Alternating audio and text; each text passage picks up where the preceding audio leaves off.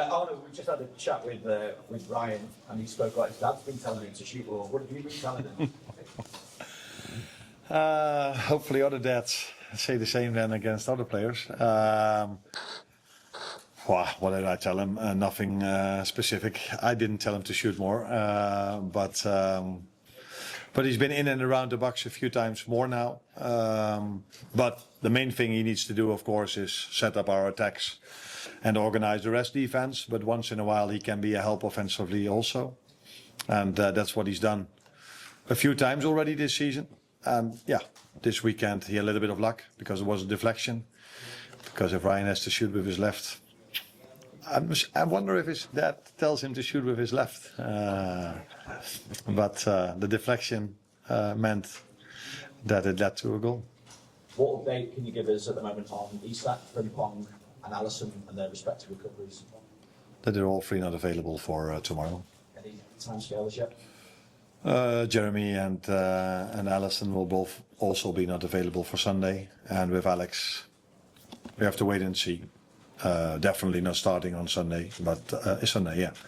But maybe he can be involved in the squad, but he's still not training with the team, so we have to wait and see. After the win over Villa, how pivotal a moment could this be in the season, do you think? Obviously, the Real Madrid's come and a place in the top 8 at stake, but also the fact that you've got Manchester City, and whether that comes into any of your thinking ahead of this game against Real Madrid? No, the Sunday game is not in my thinking when it comes to the lineup for tomorrow, because there are, I think, 4 days in between where we've had a lot of moments this season where there were only 2 days in between, like tomorrow, but that is maybe for the first time this season. For the opponent we face, it's the same. So many other times when we only had 2 days rest, we faced a team that had a week rest or 3 days rest or 4 days rest. So for tomorrow, that's exactly the same for both teams. So the lineup for tomorrow will have nothing to do with what happens on Sunday. The good thing is that we won on Saturday, but yeah, that was about time, I would say, for us to start winning a game of football again. And obviously, it could be Trent's first return to Anfield. I just wonder, I mean, Ryan said that he's going to give him a hug. What kind of reception will he get from yourself? And what kind of reception do you hope that Anfield gives Trent as well? I can only tell you what kind of reception he gets from me. I have great memories on the player and on the human being. He was our vice captain. He was my vice captain last season. I have memories working with him who were only positive. And I have memories when I was watching him in front of the television, which are only positive as well. I can remember multiple great moments of him wearing the Liverpool shirt. So he will get a warm welcome by me. And let's first wait and see if he's on the pitch tomorrow and how our fans will react. I have no clue how that's going to be. But he gets a warm welcome from me, that's for sure. Hi, one day before Master Score. Of course, it has been a very tough period for the club and the team. I would like to ask you if you could send a message to the Liverpool fans after all the defeats in the last weeks and the win against Aston Villa on Saturday. It would be a message of hope, it would be a message of patience, it would be an apology. What would you like to say to the Liverpool fans? Thank you. You already gave a lot of answers in your question, but I can say to them, show up tomorrow and help us again like you did Saturday. So they were a big help for the team. And again, tomorrow we face a team that is on a great run of form, like Villa was as well. And then it's always very pleasant to play at home, because in the run of form we had, we almost only played away games.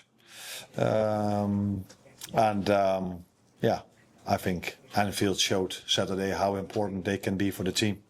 So let's hope the players and the team and the fans can do the same tomorrow evening. Hi Arne, you've got the same 2 fixtures back to back as you had last season with Real and Manchester City. I mean, you obviously won them both last year. Is it a kind of test for where you are as a team now to have those 2 games again? Every game we play is a test, especially because we are a new team. It's not the same because last season we played them both at home, and now one of them is away. It's not the same because last season we faced Real Madrid, who had many injuries, and now they haven't. It's not the same because last season we were a different team than we are now. We're with them, and now all the injuries are back. They have the same squad and added a few, and City made a few changes like us as well. So, but every game we play at this moment of time, oh, by the way, every single time is always a test to see where we are. And that was a week ago, 2 weeks ago, and that's this week the same. Well behind. Hola, Arne, aquí José Padilla, mi defensa central español. El otro día dijo una leyenda de Steven Gerrard que se espera que el Liverpool o la afición espera que gane este partido contra el Real Madrid. ¿Tú no crees que es más ponerle presión al equipo sabiendo que el Real Madrid final de Europa y que lo normal es no ganar? Steven Gerrard's points that he said that they expect he will be patient. We can expect Liverpool to beat Real Madrid. That's what he said. I always find it really hard to react on if you say what someone else said, because it wouldn't be the first time in my life if someone changes a few words. This has happened by me a lot of times when media goes to different managers and then say something what I supposed to have said. So I don't know what Steven exactly said. He's a big fan of Liverpool. He's a big fan of the current team, and he wants us to win. But I have no clue what he exactly said. To what you were saying, yes, we are facing a very good team that has been so successful in Europe for so many years, and are so successful again this season.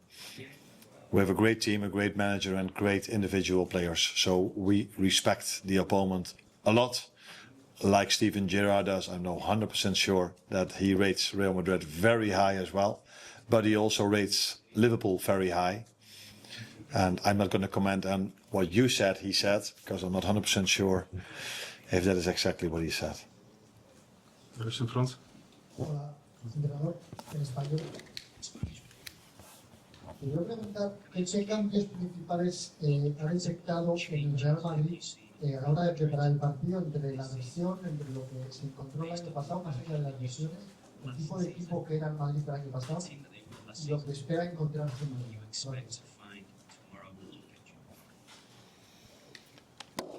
For me, it's hard to compare them this game with last year. I just said it already, because last season when they played here, they had many injuries, and now they haven't, and they kept a lot of the team the same. I see a lot of similarities between last season. Xavi is doing an incredible job at Madrid, but Carlo Ancelotti did the same. He won a lot. They've added a few new players, so that can always influence playing style maybe a little, but I saw last season a very good Real Madrid, and I see that now as well. So they've always been in this competition a big force. I think 15 times semi-finals in the last. I don't even know how many semi-finals or more they've played in the last few years. So very good team, but we are a very good team as well.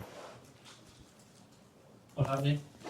Señor, aquí Javier Menéndez para la Televisión Española. Quería preguntarte por cómo Xabi Alonso ha conseguido que todo el equipo defienda, incluso los jugadores más ofensivos, los más talentosos. ¿Cómo lo valoras tú como entrenador? Y sobre su legado aquí en Liverpool, aunque tú no sabes cuándo fue jugador, ¿en qué notas tú en el día a día que ha dejado un legado Xabi Alonso aquí en Liverpool? Gracias.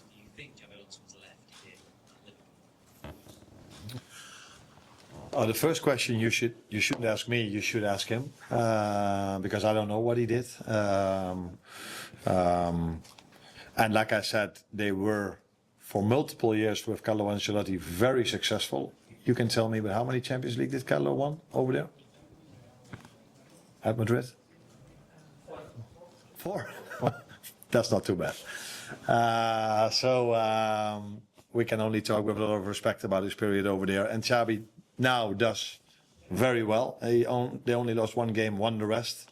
So the second question was what kind of impact he had over here. Yeah, he won the Champions League over here, and I can only tell you, because his playing time is quite a long time ago, but I did watch football back then, that he's been very influential in the way he played. But people like Tony, who's sitting next to me, are also very positive about the human being he was over here.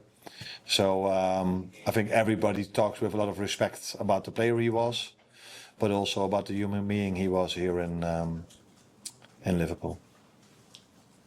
Hi, Arne. You've seen on side excel in Premier League positions this season, but on Saturday against Aston Villa, we saw what he really brings that number 10 position. He was dropping deep and helping them build up, but also helping them attack, getting shots off and leading the press. I wondered what's the key to being able to keep those qualities within the team when Florian Wirtz is playing as number 10? How to keep, sorry, the last one? How to keep those qualities of pressing, helping with the build-up, but also affecting the attacking game when Florian Wirtz is playing on 10? But then he plays in a different position. If Florian plays, then he plays in a different position, and he can bring all the things you just said in that other position. Yeah, it may be a bit different if you are playing at 10 or at 8 or at a right fullback, but he's, like you said, I think has been very influential in every game. We've played in every position I've played him. So every game, maybe, how do I say this? Ask different things from a number 10 or from a number 2 or from a number 8, depends on the playing style of the opponent. How important is pressing in a game? I think it was a bit more important against Villa than all the other home games we've played, pressing. But I need to be really careful which words I use. But yeah, he indeed, I agree with you that he played a good game against Villa. Yeah. Just, obviously, in the league history, the last 4 he started on the bench and come on as a substitute. But it feels like this competition has been where he's maybe played his best football this season. How important is it for him to get a run of games in the Champions League as he sort of tries to find his feet at Liverpool? Yeah, but you can say he started 1 out of the last 4. You can also say he started already 8, 9, 10, 11 games this season. So I've said this quite a lot, not being used as an excuse, but just tell how it is, that many times we've had to play 3 games in 7 days, or only 2 days rest in between. For a player that comes from a different league, which is a very good league, by the way, but I think 9 out of 10 people would agree on the fact that the Premier League is a bit more intense, especially in all the games. And the top games are similar, but in all the games. So yeah, then if you look at that, then he already played a lot, and he's had his impact in many games, but has been unlucky with the end product, either by himself or by his teammates. But for me, he exactly brought what we expected, a player that can create a lot for the team, will have his goals as well. But I don't think it comes to a surprise to anyone that if you are 22, 23, you come from a different league, that you might need some time to adjust to that intensity if you play every 3 days, with only 2 days rest in between. I think before I was sitting here, Ryan Gravenberg was sitting here, and it took him a while to adjust to the intensity, maybe even longer than it's going to take Florian. Yes. It's time 2 more this. Last season in this fixture, Conor Bradley had one of his best games, I thought, at least of the season. What have you made of his progress since you've been in charge of him, and what more would you ask from him as he steps up his development? Stay fit, because he played very good in that game. Unfortunately for 80 minutes, and then he went out with an hamstring injury. So that has been his biggest challenge till now. No, we were just talking about Florian. We could put maybe the same on Con. Be able to play every 3 days on this intensity without getting injured, and that's not been easy for him because he missed a big part of pre-season. And he's been unlucky maybe by the fact that when I started him, a few times we were 1-0 down, And then I thought I had to make an offensive substitution, so I brought Dominic Szoboszlai to the fullback position. But when we were a goal up, he played 90 minutes, and that was against Everton, and that was this Saturday. So I think he's progressing, he's getting fitter and fitter. He's showing the potential he has. But the main thing for him will be being able to play every 3 days without getting injured, and then I'm sure, like Florian and like all the others we have who are adjusting at this moment of time to the program, to the fixture list, that all of them will be fine. Because we have unbelievable talent in this group. Last here. ¿Qué tal, entrenador español? José Luis Arias de Marca. Quería preguntarle por Vinicius. No sé si tuvo la oportunidad de ver el clásico entre el Madrid y Barcelona, cuando cambian a Vinicius, que se marcha muy enfadado de un partido pues tan importante, ¿no? Quería preguntarle a usted como entrenador qué le parece esa actitud y qué le parece también Vinicius como jugador, ¿no? Que ha marcado 5 goles ya al Liverpool.